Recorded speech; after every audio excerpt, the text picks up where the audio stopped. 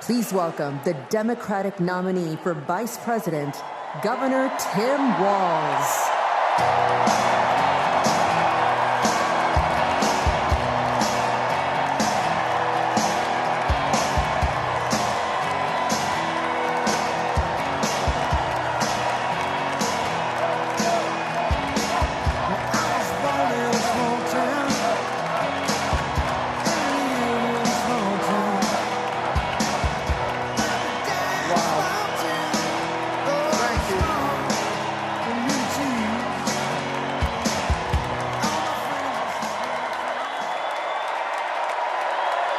Thank you.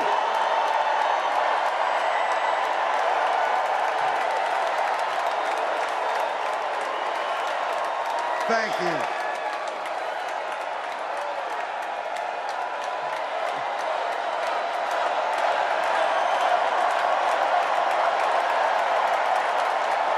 Wow. Well, thank you.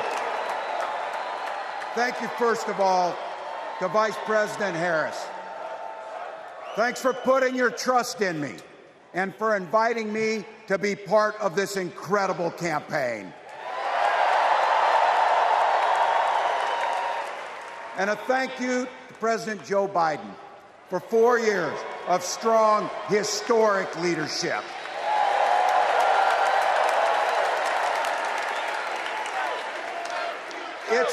It's the honor of my life to accept your nomination for Vice President of the United States.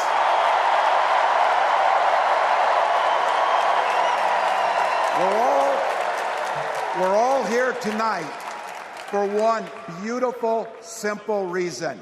We love this country. So thank you to all of you here in Chicago and all of you watching at home tonight. Thank you for your passion. Thank you for your determination. And most of all, thank you for bringing the joy to this fight.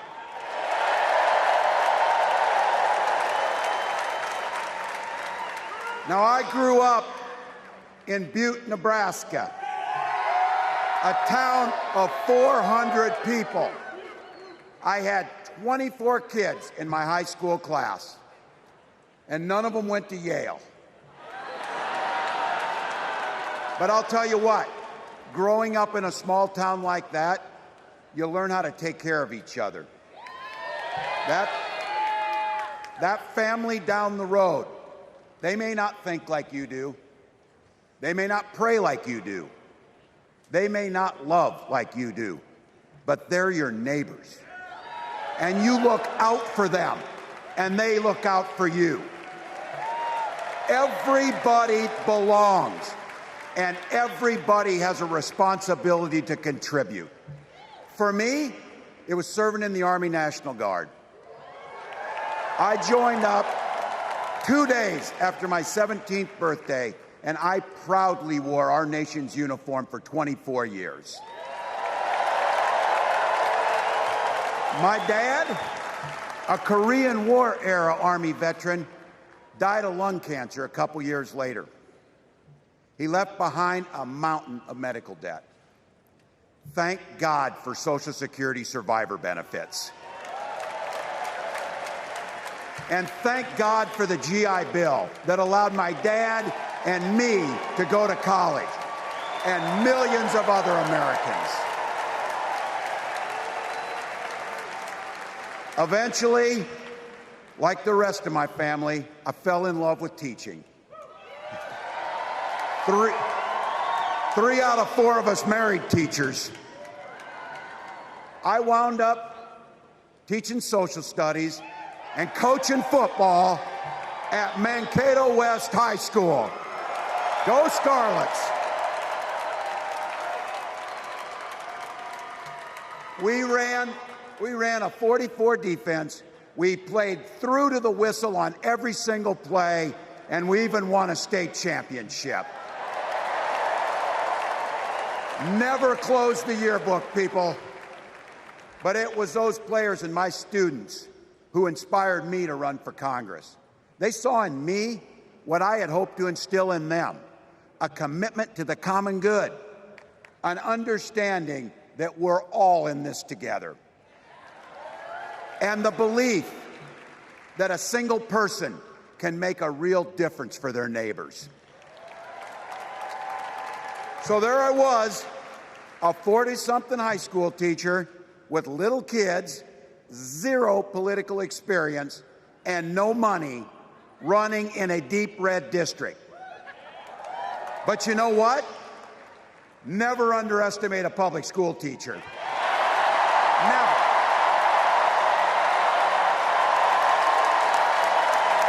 I represented my neighbors in Congress for 12 years, and I learned an awful lot.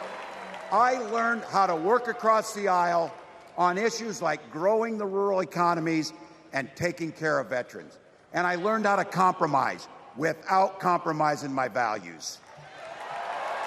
Then I came back to serve as governor, and we got right to work, making a difference in our neighbors' lives. We cut taxes for the middle class. We passed paid family and medical leave. We invested in fighting crime and affordable housing. We cut the cost of prescription drugs and helped people escape the kind of medical debt that nearly sank my family. And we made sure that every kid in our state gets breakfast and lunch every day. So while other states were banning books from their schools, we were banishing hunger from ours.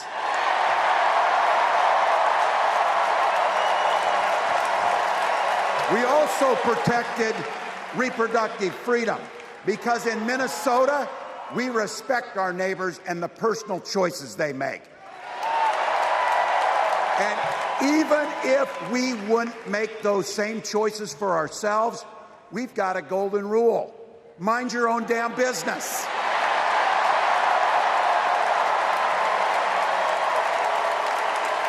And that includes IVF and fertility treatments. And this is personal for Gwen and I. If you've never experienced the hell that is infertility, I guarantee you, you know somebody who has. And I can remember praying each night for a phone call. The pit in your stomach when the phone had rang, and the absolute agony when we heard the treatments hadn't worked. It took Gwen and I years, but we had access to fertility treatments. And when our daughter was born, we named her Hope. Hope, Gus, and Gwen, you are my entire world, and I love you.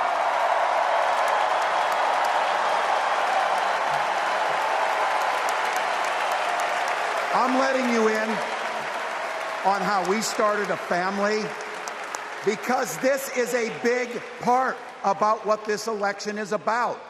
Freedom. When Republicans use the word freedom, they mean that the government should be free to invade your doctor's office. Corporations free to pollute your air and water. And banks free to take advantage of customers. But when we Democrats talk about freedom, we mean the freedom to make a better life for yourself and the people that you love. Freedom to make your own health care decisions. And yeah, your kids' freedom to go to school without worrying about being shot dead in the hall. Look, I know guns. I'm a veteran. I'm a hunter. And I was a better shot than most Republicans in Congress, and I got the trophies to prove it. But I'm also a dad. I believe in the Second Amendment, but I also believe our first responsibility is to keep our kids safe.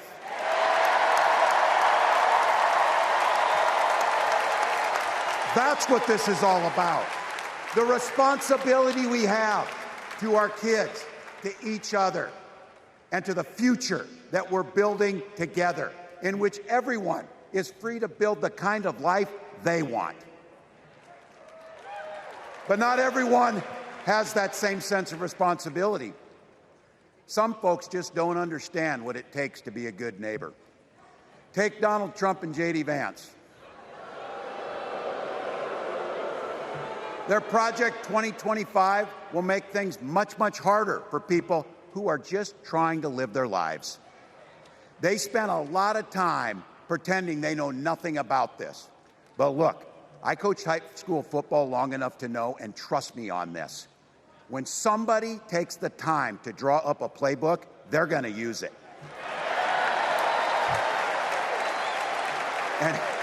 And we know if these guys get back in the White House, they'll start jacking up the costs on the middle class, they'll repeal the Affordable Care Act, they'll gut Social Security and Medicare, and they will ban abortion across this country with or without Congress. Here's the thing. It's an agenda nobody asked for. It's an agenda that serves nobody except the richest and the most extreme amongst us. And it's an agenda that does nothing for our neighbors in need. Is it weird? Absolutely. Absolutely. But it's also wrong. And it's dangerous. It's not just me saying so. It's Trump's own people. They were with him for 4 years. They're warning us that the next 4 years will be much, much worse. You know, when I was teaching every year, we'd elect a student body president. And you know what? Those teenagers could teach Donald Trump a hell of a lot about what a leader is. Leaders don't spend all day insulting people and blaming others. Leaders do the work. So I don't know about you. I'm ready to turn the page on these guys. So go ahead. Say it with me. We're not going back.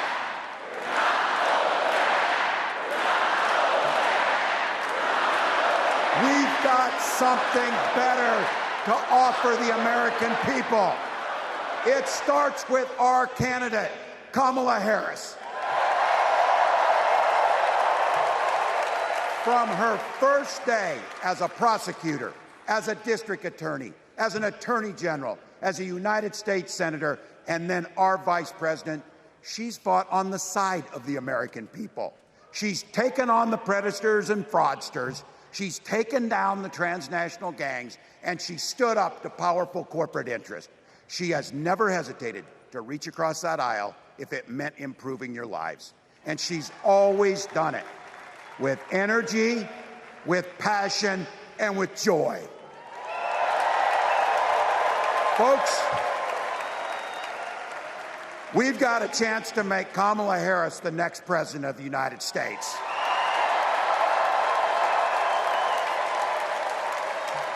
But I think we owe it to the American people to tell them exactly what she'd do as president before we ask them for their votes. So here, this is the part, clip and save it and send it to your undecided relatives so they know. If you're a middle-class family or a family trying to get into the middle class, Kamala Harris is going to cut your taxes. If you're getting squeezed by prescription drug prices, Kamala Harris is going to take on Big Pharma. If you're hoping to buy a home, Kamala Harris is going to help make it more affordable. And no matter who you are, Kamala Harris is going to stand up and fight for your freedom to live the life that you want to lead. Because that's what we want for ourselves, and it's what we want for our neighbors. You know, you might not know it, but I haven't given a lot of big speeches like this. But I have given a lot of pep talks. So let me finish with this, team. It's the fourth quarter. We're down a field goal, but we're on offense and we've got the ball. We're driving down the field. And boy, do we have the right team. Kamala Harris is tough. Kamala Harris is experienced, and Kamala Harris is ready. Our our job for everyone watching is to get in the trenches and do the blocking and tackling. 1 inch at a time, 1 yard at a time, 1 phone call at a time, 1 door knock at a time, 1 $5 donation at a time. Look, we got 76 days. That's nothing. There'll be time to sleep when you're dead.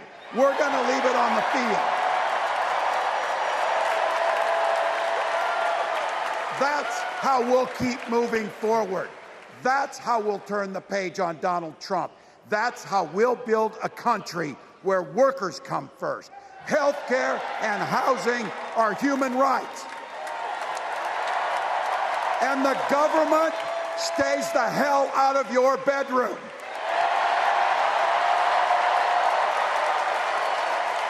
That's how we make America a place where no child is left hungry, where no community is left behind, where nobody gets told they don't belong.